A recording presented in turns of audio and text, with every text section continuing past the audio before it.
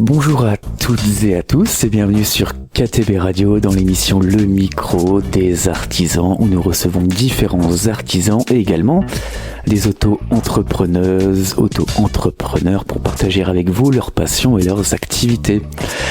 Dans l'émission d'aujourd'hui, nous accueillons sur notre plateau Chloé Callot, artisane couturière à l'une à l'autre, à Chabestan et praticienne en bien-être à l'instant présent de Serres.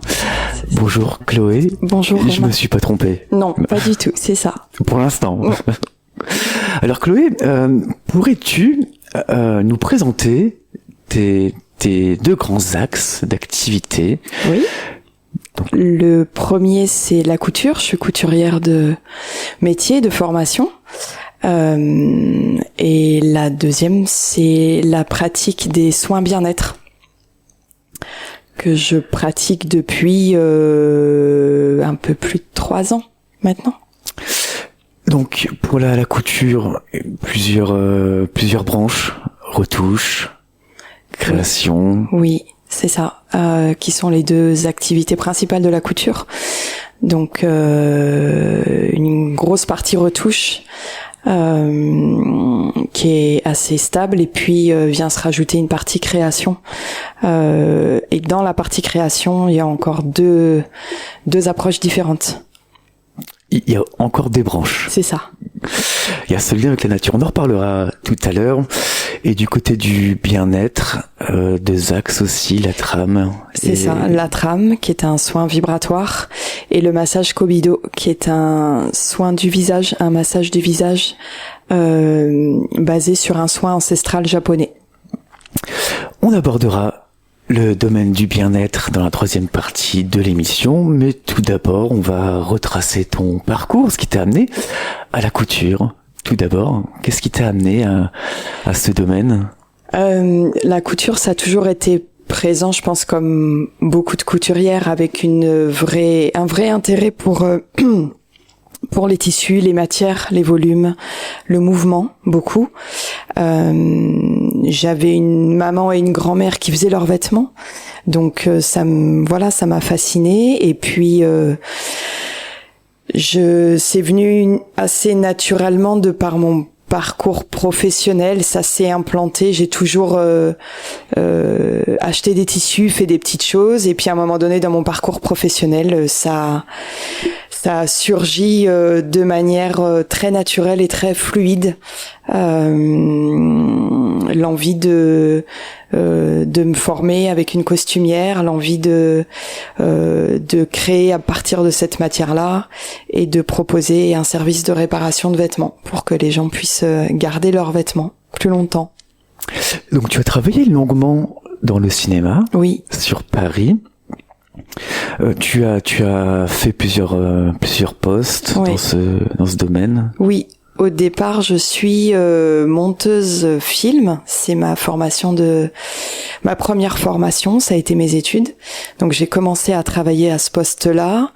Et puis, rapidement, j'ai dévié parce que c'était l'époque où vraiment le montage traditionnel, ce qu'on appelle le montage bobine, c'est-à-dire avec une bobine image et une bobine son qu'on doit synchroniser, commençait à être détrôné par le numérique. Et moi, j'avais pas envie de me servir d'un ordinateur.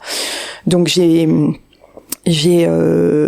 suis passée à d'autres postes. Je me suis formée en peinture de décor à Paris toujours, et j'ai commencé à faire des décors de spectacles pour le cinéma et pour le spectacle vivant, de la régie beaucoup à Paris et en extérieur. Voilà.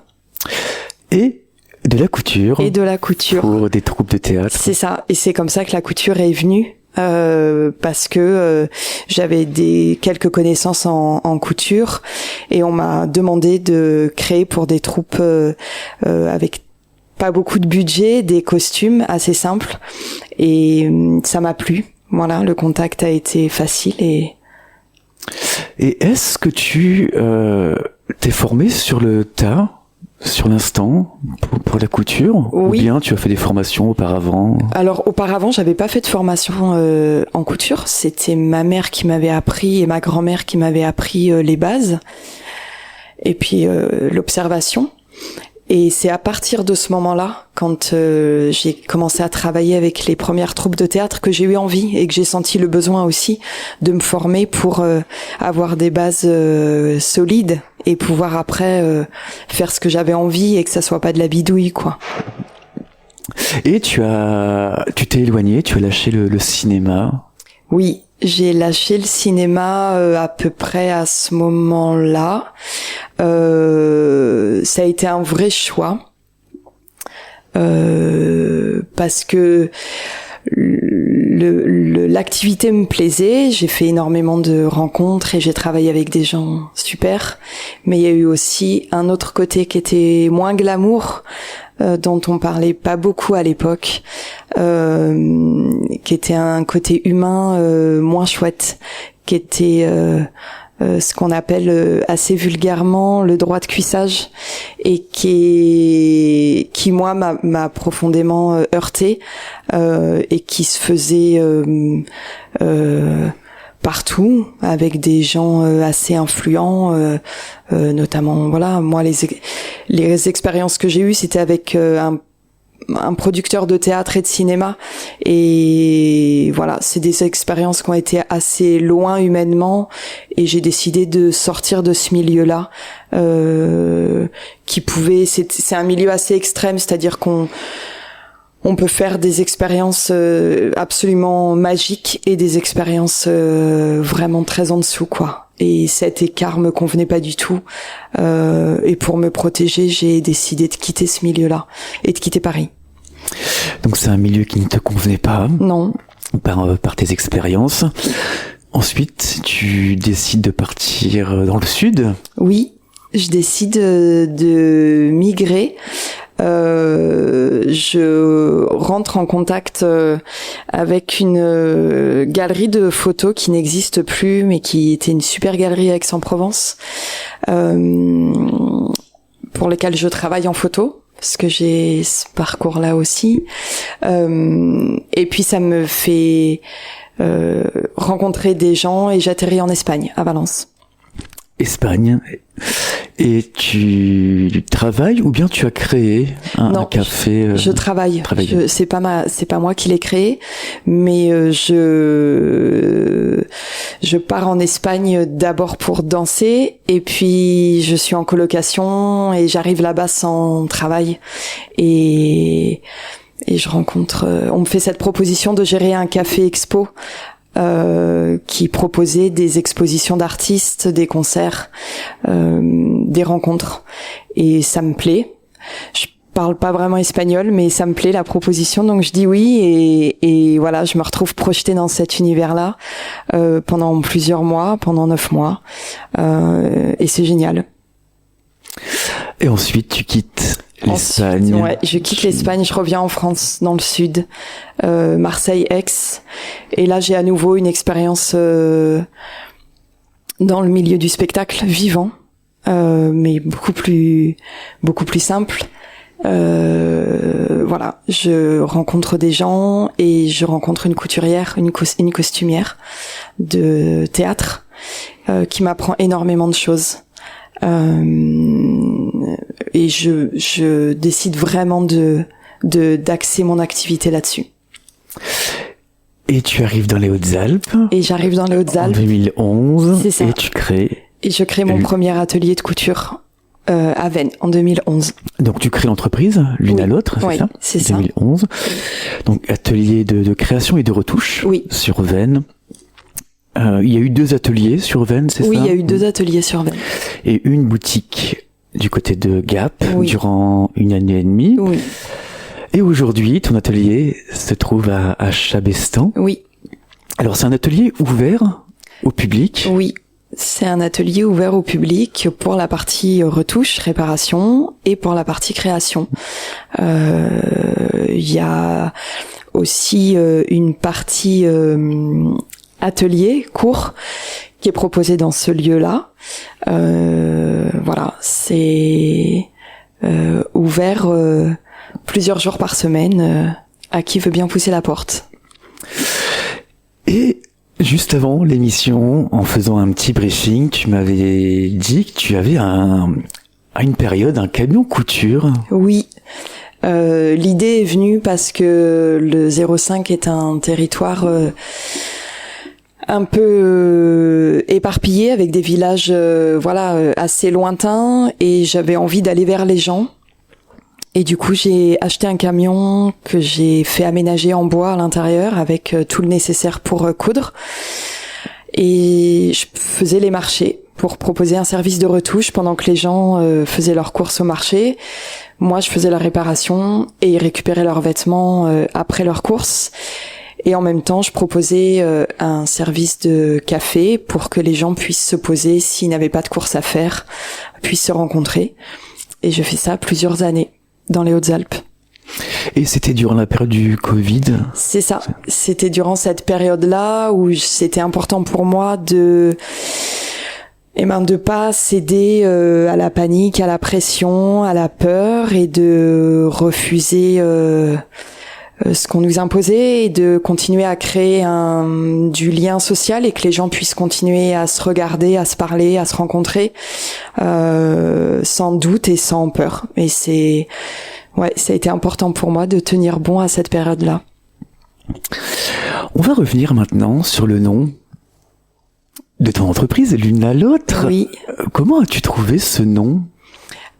C'est en regardant les gens autour de moi et les femmes, puisque toute la partie couture est destinée principalement et proposée principalement aux femmes. C'était faire le lien, c'est un mot qui est important et qui revient, d'une femme à l'autre. Voilà. Et donc il y a un petit jeu de mots? Oui, avec le mot lune. Avec le mot lune, parce que la femme est quand même très en lien avec la lune, de par son intimité, et je trouvais c'était un petit clin d'œil que je trouvais joli d'introduire ce mot-là. Et le nom de ton entreprise va bientôt changer? Oui, pour des questions juridiques, c'est un nom qui va être arrêté, et toute la partie couture sera sous mon nom propre. Pour des questions de facilité. Et L'Une à l'autre est un terme qui est pas mal employé pour des structures déjà existantes, et c'est compliqué de le garder. Chloé. Oui. Avant d'ouvrir la porte de ton atelier et découvrir tes activités, on parlera de bien-être dans notre troisième partie de l'émission. Avant tout ça, on va faire une première pause musicale, et comme cette émission, c'est ton émission, Chloé, je t'ai proposé de choisir 3 chansons, et tu as choisi The Sound of Your Voice de R.L. Besson. Oui. Pour quelle raison tu as choisi cette chanson? Alors, parce que R.L. Besson, c'est une trompettiste française qui a un son absolument extraordinaire en trompette, qui a une douceur et une puissance en même temps, et qui fait énormément de choses différentes. Et voilà, la trompette, c'est un instrument qui m'inspire, qui me ressource, qui est très présente pour moi dans mon travail, que j'écoute beaucoup, et c'est un très beau morceau. Et on va écouter ce très beau morceau qui t'inspire, The Sound of Your Voice d'R.L. Besson, et nous revenons dans quelques instants sur KTB Radio.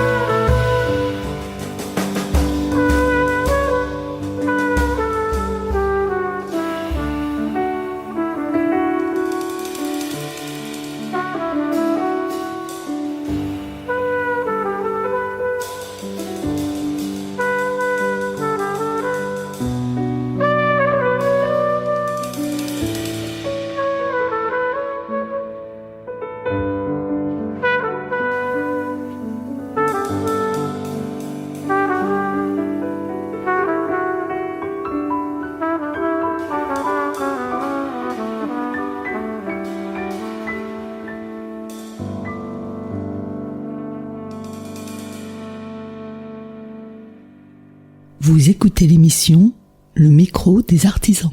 Et nous sommes de retour sur KTB Radio dans l'émission Le micro des artisans en compagnie de Chloé Callot, artisane couturière à l'une à l'autre à Chabestan et praticienne en bien-être à l'instant présent. Également, l'instant présent, centre de soins de Serres. Chloé, maintenant, on va ouvrir les portes de ton atelier. Alors, plaisir. Comme tu as dit tout à l'heure, il y a plusieurs branches. On va parler des retouches. Oui. Alors, les retouches sont des personnes qui te transmettent des vêtements, c'est ça ? C'est ça. C'est des personnes qui arrivent avec une demande de réparation sur des vêtements, tout type de vêtements. Ça peut être des vêtements de travail, des vêtements de loisirs, des vêtements de tous les jours. Et moi, je répare pour maintenir le vêtement. Quand c'est réparable, j'essaye de garder le vêtement en l'état. Il arrive parfois que le vêtement soit trop en mauvais état, et là, je propose de refaire le vêtement à l'identique, ou ça arrive aussi de pas réparer parce que la réparation va coûter plus cher que le prix du vêtement. Donc voilà, il y a tout un travail avant d'observation pour proposer à la personne le plus juste. Pour tu as dit à l'instant que tu pouvais refaire un vêtement, si les retouches sont compliquées à effectuer. Tu fais des créations personnelles, des créations pour des personnes également, qui te demandent des vêtements. Mais est-ce que c'est plus difficile de reproduire un vêtement plutôt qu'une création d'une personne Plutôt que de répondre à une demande de création, reproduire un vêtement. C'est plus difficile. Non, je pense que c'est pas plus difficile. Le travail est pas le même. Souvent, la personne qui veut refaire faire un vêtement, il y a une valeur affective par rapport au vêtement. Donc, ce qui peut ne pas fonctionner, c'est que la personne, une fois qu'elle va avoir le vêtement neuf, finalement, ça va moins lui plaire parce que il y aura pas cette partie affective. Donc c'est pas plus compliqué, c'est parfois plus de travail pour un résultat parfois moins satisfaisant. Voilà, on va dire ça comme ça. Alors tu as dit création de vêtements. Alors à la demande de clients. Oui. Ou bien des créations personnelles. Alors, pour les demandes de clients, comment que ça se déroule le cheminement de création ? Déjà, un échange, je pense que c'est essentiel. Oui, il y a un premier échange avec la personne qui vient à l'atelier. J'écoute sa demande. Et puis, une fois qu'elle a émis sa demande, j'essaye de rentrer un peu plus en échange avec elle et de connaître son univers. J'observe la manière qu'elle a de se déplacer, de s'habiller, le style de vêtements qu'elle porte. Je lui pose des questions sur son quotidien, sur voilà ce qu'elle aime faire pour que le travail fini corresponde le plus à ce qu'elle est et à ce qu'elle veut. Donc il y a un vrai travail d'observation, d'observation et de connaissance de la personne. La musique aussi. Oui. La musique, c'est hyper présent. Déjà, je travaille en écoutant de la musique à l'atelier. Et puis c'est aussi une grande source d'inspiration. Ça me nourrit énormément. J'en écoute beaucoup. Et lorsqu'une personne vient te demander une création, tu demandes aussi ses goûts musicaux ? Oui. Je parle aussi de musique parce que c'est un vrai livre ouvert pour moi de savoir ce que les gens écoutent dans un quotidien ou à la période où ils viennent à l'atelier, parce que on n'écoute pas forcément les mêmes musiques sur plusieurs mois, mais à l'instant T, on a une envie d'un vêtement et on écoute en même temps un style de musique et c'est important pour moi, ouais. Ça me donne beaucoup d'infos. Des informations pour entrer dans les idées, associer le tissu à la personne aussi. Oui. Alors, les créations sont assez variées. Oui. Donc ça peut être... Ça peut être une robe de soirée, ça peut être une robe de mariée, ça peut être un vêtement de tous les jours, ça peut être que ça soit pour adultes ou pour enfants d'ailleurs. Ça peut être plein de choses. Ça peut être de la lingerie, ça peut être... c'est hyper varié en fait. Donc vêtements pour enfants, tu l'as dit tout à l'heure également. Tu as commencé par ça, hein? Oui, ça a été les premières créations et les premières demandes, ça a été dans l'univers enfant, oui. On va parler maintenant des créations personnelles. Alors déjà, est-ce que tu as des sources d'inspiration pour des créations propres? Oui, il y en a beaucoup. Tout ce qui m'entoure, la nature, beaucoup. Tout ce qui est à l'extérieur de nous, tout notre environnement. La nature, c'est vague, mais c'est les formes, les couleurs, les matières, les sons, les mouvements, beaucoup. J'observe énormément. Je suis beaucoup dehors aussi. La musique que j'écoute est aussi une source. Parfois les personnes que je rencontre où je me dis bah voilà, là j'ai envie de faire ça, il y a des choses qui s'expliquent pas, des fois il y a des idées qui viennent et il n'y a pas forcément un chemin logique, des fois ça s'impose et c'est comme ça. Mais et pour ne pas oublier, tu as toujours un carnet avec toi? Oui, c'est ça. J'ai toujours un carnet avec un crayon et une pochette pour soit noter, soit dessiner, soit récolter, recueillir tout ce que je peux croiser et qui m'interpelle. Ça peut être un bout de papier, un bout de végétal, un bout de tissu que je ramasse. Ça peut être j'ai souvent aussi un appareil photo. Voilà, il y a tellement de choses à l'extérieur qui peuvent être source d'inspiration que voilà. Et est-ce que ce n'est pas difficile de passer de l'idée, de l'imagination à la matière, à une matière, à une création? Si, c'est pas forcément facile. Il y a des fois c'est fluide, et puis il y a d'autres fois où l'idée elle reste là-haut et j'ai du mal à la mettre en matière. Du coup, je passe par un autre support. Je suis plus dans la relation directe avec le tissu. Je passe par le dessin, par l'aquarelle, par une écoute musicale, qui va déclencher autre chose et me donner la solution pour que je puisse mettre ce que j'ai dans la tête en matière. Est-ce que tu peux nous parler des dernières créations que j'ai faites? Les dernières créations personnelles ou sur demande? Personnelles. En couture.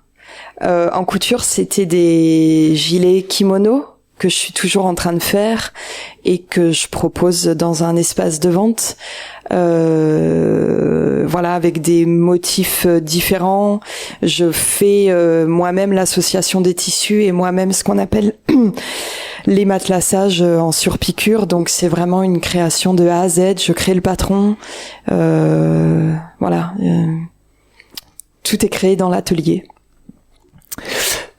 Où trouves-tu les tissus, la matière? Il y a des choses que j'ai en stock depuis longtemps parce que ça fait plus de 25 ans que j'achète du tissu. J'ai commencé assez jeune. Et puis sinon, il y a deux fournisseurs principaux qui sont le marché Saint-Pierre à Paris, où je vais quand même plusieurs fois dans l'année, et une entreprise qui s'appelle Cuirtex, qui est dans la Drôme à Bourg-les-Péages, qui propose aussi, c'est un grand hangar et qui propose du cuir mais pas que. Voilà, J'ai besoin de toucher et de voir ce que j'achète, donc je me déplace et après c'est au gré aussi de mes balades, des lieux que je vais visiter, des marchés sur lesquels je tombe. J'ai toujours un œil qui traîne. Et c'est important pour toi de ne pas passer par des grosses structures, des grosses entreprises? Oui, alors oui, c'est important. Après, malheureusement, on n'a plus beaucoup d'entreprises sur le territoire qui fabriquent des tissus. Et des tissus, des matières nobles. On a énormément de synthétique. On est envahi par le synthétique. Les gens commencent à s'en détacher parce qu'il y a de plus en plus de réactions, parce que c'est fait avec des produits chimiques. C'est traité avec des bains qui sont faits avec des produits toxiques. Mais oui, c'est important pour moi d'éviter les grosses structures. Alors, j'ai parlé du marché Saint-Pierre qui est quand même une grosse structure qui ne travaille pas avec des produits locaux, mais qui propose des tissus de qualité, et il y a quand même j'arrive à trouver chez eux des tissus sans traitement, des matières nobles. Mais sinon, je suis vraiment dans une démarche de d'être dans de l'artisanat dans sa globalité. Donc il y a des fois où j'achète des tissus chez des structures qui font leur propre teinture. Parfois c'est des teintures végétales, ou alors il m'est arrivé moi d'en faire des teintures. Voilà, j'aime cette démarche. Tu as dit tout à l'heure que tu peux créer de la lingerie également. Oui. Donc la lingerie, c'est un vêtement spécifique, particulier? Oui. Donc est-ce qu'il y a des bases à avoir? Oui, c'est différent du travail de couturière avec la fabrication de vêtements, ce qu'on appelle des vêtements de dessus. La lingerie, c'est ce qu'on appelle des vêtements de dessous, et les techniques sont différentes. C'est un apprentissage beaucoup plus fin, beaucoup plus précis. Les tissus sont pas les mêmes, évidemment. Les techniques sont pas les mêmes. L'approche, la vision n'est pas la même. C'est toujours en volume, mais c'est très différent.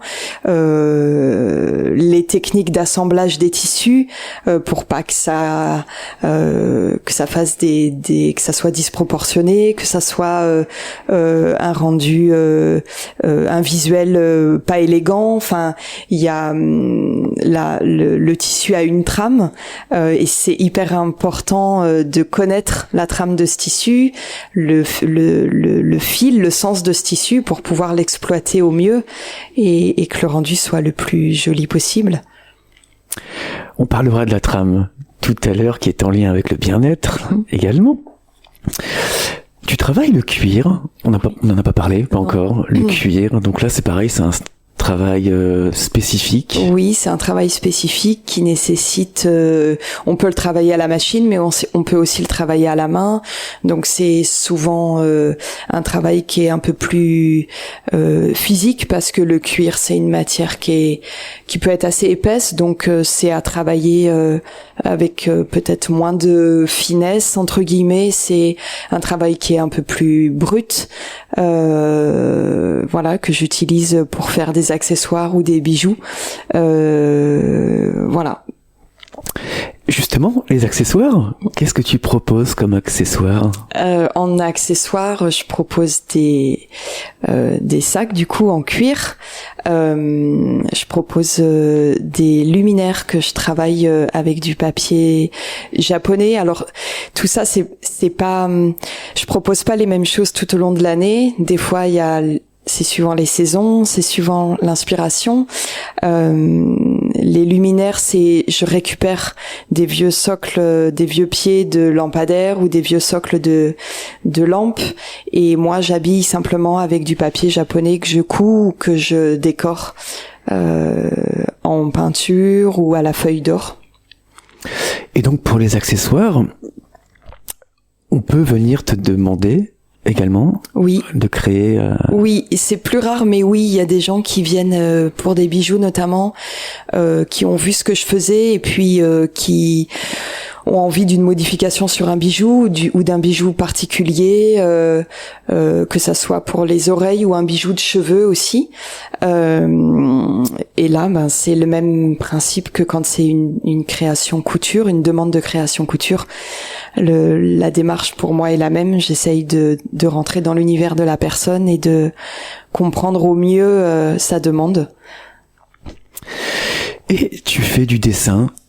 Oui. Également. Alors, du dessin, est-ce que c'est du patronage? Alors oui. Pour mesurer, ou bien des créations, des choses qui te viennent comme ça? Il y a les deux. Le patronage est très présent puisque que ça soit pour une reproduction de vêtements existants ou pour une création personnelle ou sur demande, moi je passe par la fabrication d'un patron. Il y a des gens qui coupent directement dans le tissu. Moi, j'ai besoin de passer par cette étape-là, de créer un patron, de créer un prototype derrière avec ce qu'on appelle de la toile à patron. Donc oui, il y a le dessin qui est utilisé pour le patronage, mais il y a aussi le dessin qui est utilisé pour des créations personnelles. Voilà, pour encore une fois mettre dans la matière ce que je peux avoir dans le crâne. Avec du feutre, l'aquarelle, de la couture. Oui. Tu as parlé tout à l'heure des ateliers et des cours. Tu proposes des ateliers et des cours? Je propose des ateliers et des cours. Des ateliers à thème. Donc c'est soit moi qui propose un thème et les gens s'inscrivent, soit c'est des ateliers libres et c'est les gens qui viennent avec leurs projets et moi je suis là en accompagnant pour les aider à avancer dans leurs projets. Et les cours, donc les cours c'est vraiment à la demande ou en groupe pour avoir les bases de couture ou pour se perfectionner avec l'apprentissage de la machine. Et quels sont les derniers thèmes, ou le dernier peut-être, des ateliers? D'ateliers, ouais. C'était un atelier libre et ça fait quelques temps, mais c'est un atelier libre où j'étais plutôt en accompagnante et les gens venaient avec leurs projets, leurs envies et ça donne lieu en plus à des rencontres et à des échanges très chouettes parce que les gens viennent avec beaucoup de doutes et repartent avec un peu moins parce que ils arrivent au bout d'un projet qui était souvent stagnant depuis longtemps et voilà, je suis vraiment juste là en accompagnante et c'est super de les voir évoluer autour de la table. Et encore ce lien d'accompagnante. Oui. On en reparlera également tout à l'heure. Il y a beaucoup de liens oui. Entre les deux activités. J'aimerais qu'on parle maintenant d'un espace de créateurs oui. À Embrun. Un espace que j'ai intégré il y a quelque temps, qui regroupe une vingtaine de créateurs avec différents supports. On passe de la fabrication de savons ou de produits de cosmétiques à de la cueillette sauvage. Il y a de l'artisanat en liège. Il y a de la peinture. Il y a de la photo. Il y a de la sculpture. Il y a de la couture. C'est très varié et c'est un espace de vente qui est basé à Embrun et qui s'appelle la Caverne des Merveilles et qui est un bel espace et qui permet de se rencontrer tous voilà sur un territoire un peu isolé et c'est un beau lieu. On va écouter maintenant la deuxième chanson que tu as choisie, Make It All Go Away de Brad Mehldau. Oui. Je me suis pas trompé. Non. Pour une fois en anglais. Alors pourquoi celle-ci? C'est pour j'aime déjà beaucoup ce musicien et puis il y a le titre fait un peu référence à laisser faire pour que les choses avancent et j'ai parlé de mouvement tout à l'heure et c'est vrai que j'aime bien cette idée que les choses puissent couler, glisser pour faire de la place à d'autres. Voilà, c'est de laisser les choses avancer.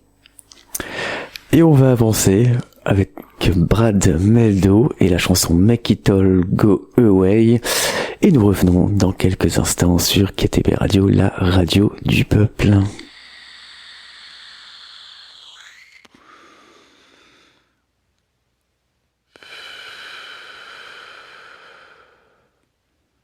Make it all go away.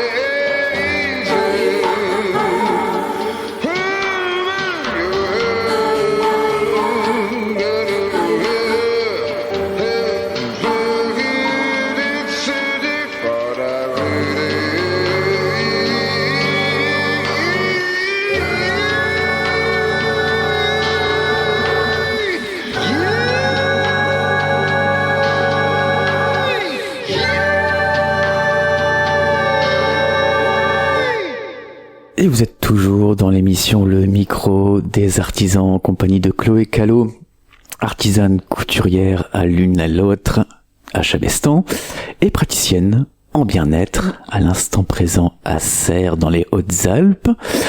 On va aborder maintenant le domaine du bien-être. Alors, qu'est-ce qui t'a amené à te diriger vers cet univers du bien-être, du mieux-être? C'était un univers qui était déjà présent par le biais de la couture, parce que proposer des vêtements, c'est proposer une forme de bien-être, qu'on soit bien dans le vêtement que je propose ou qu'on me demande de faire. Donc c'était déjà une notion qui était présente.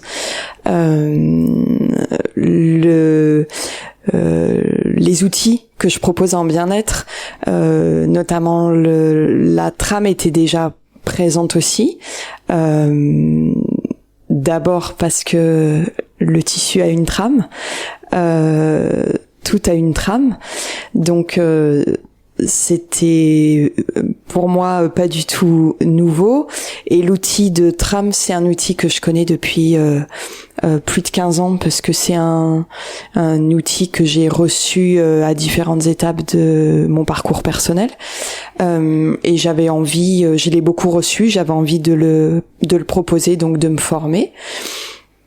Et puis j'étais en lien déjà avec l'univers de la femme de par la couture, et du coup le massage du visage, qui est souvent plus demandé par des femmes, m'a semblé aussi naturel pour m'y former.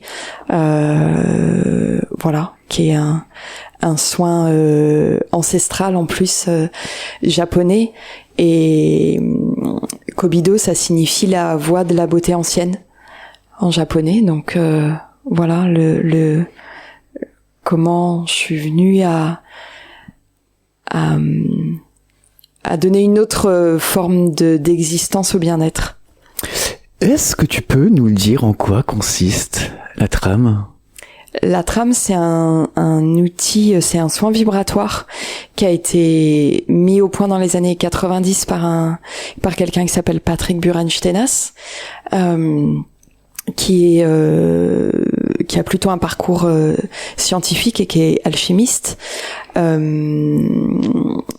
et qui a mis au point ce soin pour agir sur la circulation de l'information dans notre organisme, et pour l'utiliser pour rétablir cette circulation de l'information qui peut être altérée par des émotions surnuméraires qui sont pas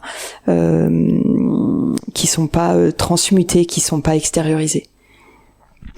Donc ce sont des pratiques et des soins que tu utilises à l'instant présent. Oui, c'est ça. À Serres. Oui. J'aimerais qu'on revienne sur le lien entre le vêtement et le bien-être, prendre soin par le vêtement. Par le vêtement, prendre soin par le vêtement, prendre soin par le soin bien-être, prendre soin de soi pour pouvoir prendre soin de l'autre. Ça a été dit par une de mes collègues dans une précédente émission, et c'est très juste. C'est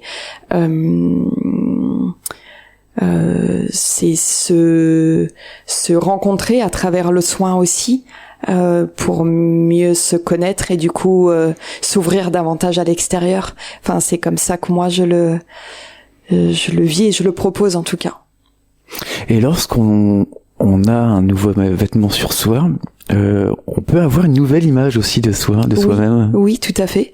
Quand on a un nouveau vêtement, si le vêtement nous correspond et nous convient, et qu'on se regarde dans la glace, mais avant de se regarder dans la glace, on se sent, et on sent le vêtement, et il y a une interaction qui se crée, et c'est le bien-être et la proposition du soin, elle est là aussi. Dans l'enveloppement qu'on peut proposer avec un vêtement. Et il y a un autre tronc commun, la nature. Oui, c'est très présent. C'est une vraie source d'inspiration, de bien-être. C'est quelque chose qui me nourrit dans mes activités de couture et dans mes activités de soins. Dans mes activités de couture parce que elle est très inspirante, et dans mes activités de soins parce que de par la posture que j'ai en tant que praticienne de trame, c'est une position de canal, c'est-à-dire que tout est à l'extérieur, on a tout autour de nous, et que moi, ma position, c'est de laisser passer ce qu'il y a à l'extérieur et de le donner à la personne. Donc la nature, elle est ultra présente. Et il y a un autre lien également, l'accompagnement. Lorsqu'une personne vient te demander une création, tu l'accompagnes? Oui. Tu rentres dans son monde. Oui, je rentre dans son univers, ce qui est pas du tout la même chose d'une personne à l'autre, et je l'accompagne sur ce bout de chemin pour arriver au terme de son projet, et que ça se déroule dans le bien-être le plus probable, voilà, que ça soit le mieux possible. Chloé, qu'est-ce qui te plaît dans toutes tes activités, dans tout ce que tu fais? C'est une question pas facile. Tout ce qui me plaît dans les activités que je fais, c'est évidemment de créer, c'est d'arriver à mettre en forme et mettre en matière ce qui peut me traverser, ce que je peux voir, ce que je peux entendre, et dans la partie réparation, c'est plus le côté technique. Parfois il y a des choses qui sont plus difficiles parce qu'il y a des gens qui sont assez exigeants, et c'est d'arriver toujours à être au plus juste, au plus performant, peut-être, si j'ose employer ce mot-là, dans la technique. Et ouais, ça me permet aussi de peut-être un peu de recanaliser et pas de rester tout le temps dans la création et dans le côté réparation. Ça me permet de me replonger dans quelque chose de plus concret. Donc il y a ce vrai lien entre les deux activités, la réparation, réparer. Ton atelier est ouvert au public? Oui. C'est bien ça? Oui, c'est Est-ce qu'on peut donner l'adresse? Oui, c'est chemin de Château-Laric à Chavestan. Il y a des horaires d'ouverture? Oui, il y a des journées et des horaires. Donc les journées ouvertes au public, on va être sur le lundi de 9h à 17h, le mardi sur les mêmes horaires, et le vendredi également de 9h à 17h. Comment peut-on te contacter, suivre tes actualités? Bientôt un site internet, hein, c'est ça? Oui, c'est ça. Il y a un site internet qui est en construction, et puis après il y a les réseaux sociaux ou l'atelier, venir directement pousser la porte et voilà. Et pour la partie couture et pour la partie soins, il y a l'instant présent. Voilà, avec un site internet. Site internet, réseaux sociaux. Et aussi. les réseaux sociaux, oui, c'est vrai. KTB Radio est une radio libre. Souhaiterais-tu exprimer quelques mots sur le sujet de ton choix, en lien ou non avec tes activités? Alors, ça va pas être en lien avec... ça va être en lien avec beaucoup de choses, mais j'avais envie de parler de KTB Radio. Voilà, puisque ça fait plusieurs fois que tu m'accueilles dans cette maison, et aujourd'hui c'est une maison qui va bientôt fermer. L'activité va pas cesser, mais les locaux vont fermer, et moi j'ai juste envie de dire que c'est un outil qui est indispensable dans la vie d'un village, dans la vie d'une région, d'un département, et ce que j'aimerais et ce que j'ai envie de dire, c'est que ça serait super chouette que vous puissiez avoir un petit coup de pouce, une petite aide, qu'il y ait une porte qui s'ouvre pour que tu puisses reposer tes valises et continuer à recevoir des gens avec l'approche que tu as et voilà. Merci beaucoup, c'est adorable. Merci beaucoup. On va écouter une troisième et dernière chanson que tu as choisie, qui s'appelle Le dernier jour du disco. Oui. De Juliette Armanet. Pour quelle raison tu as choisi cette chanson ? Alors, il y a un petit côté personnel, c'est un clin d'œil à ma fille et c'est juste parce que c'est une chanson que je trouve très dynamique et puis c'est une Juliette Armanet, elle a fait un album sur le désir et les textes parlent beaucoup de ça et voilà, je trouvais les textes très beaux, très simples et j'avais envie de l'écouter. Et un petit clin d'œil à ta fille avec la chanson Le dernier jour du disco de Juliette Armanet. Et nous revenons dans quelques instants sur KTB Radio. C'est la fin, le tout dernier matin, le tout dernier jasmin. Ne me lâche pas la main. C'est la fin, le soleil au lointain s'écroule seul dans son coin. Ne me lâche pas, je te tiens. Le dernier jour du disco, je vais le passer sur ta peau, à rougir comme un coquelicot.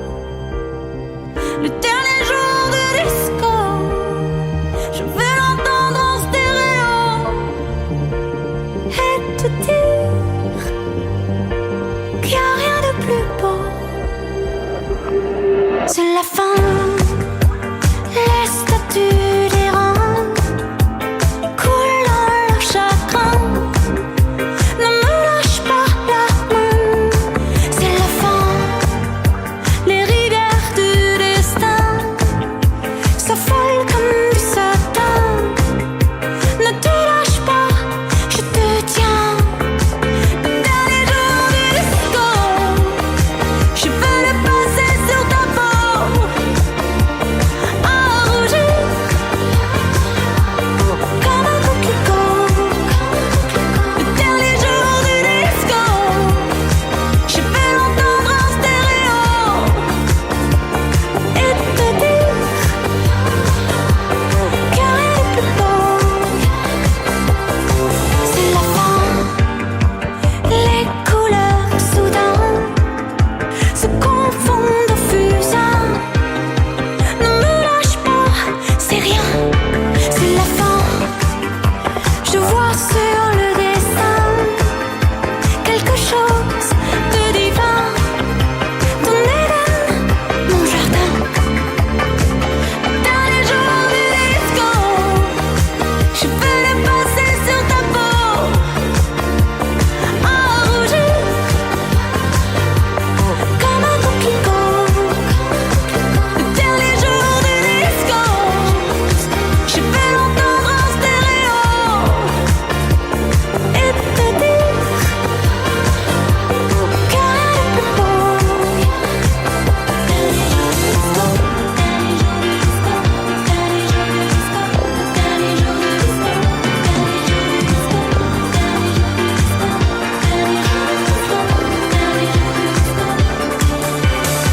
Le dernier jour du disco, je veux le passer sur ta peau, à rougir comme un coquelicot. Le dernier jour du disco, je vais l'entendre en stéréo et te dire